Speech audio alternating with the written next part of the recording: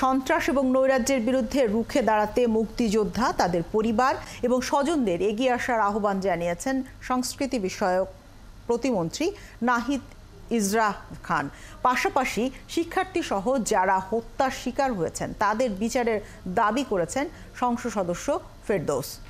বৃহস্পতিবার পুড়ে যাওয়া বিটিভি ভবন পরিদর্শনে আসেন অভিনেতা, অভিনেত্রী এবং কলা কুশলীরা। বিটিভিতে প্রতিবাদী প্ল্যাকার্ড হাতে দাঁড়িয়েছিলেন অভিনয় শিল্পীরা। বিটিভিকে সাংস্কৃতিক অস্তিত্বের জায়গা উল্লেখ করে এই হামলার প্রতিবাদ জানান তারা। শিল্পীদের সাথে এক কাতারে দাঁড়িয়ে সংস্কৃতি প্রতিমন্ত্রী নাহিদ ইসরাহ খান বলেন, অভিভাবকদের তাদের সন্তানদের ঘরে ফিরিয়ে নিয়ে যাবার আহ্বান রয়েছে। বলেন, স্বাধীনতা বিরোধী শক্তি শিক্ষার্থীদের ঢাল হিসেবে ব্যবহার করছে। মুক্তিযুদ্ধের ইতিহাসকে মুছে দিতেই পরিকল্পিতভাবে বিটিভিতে হামলা করা হয়েছে বলেও জানান শিল্পীরা।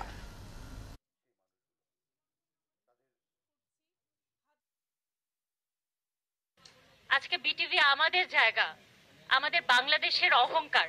সে জায়গাটায় এসে আমি আসলে প্রচন্ডভাবে আহত।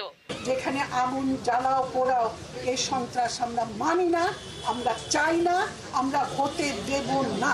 কোটার পক্ষে আমরা সকলেই ছিলাম। তারপর সেই কোটার মধ্যে এই ছাত্রদেরকে ঢাল করে একদল মানুষরূপী পশু ঢুকে যায়।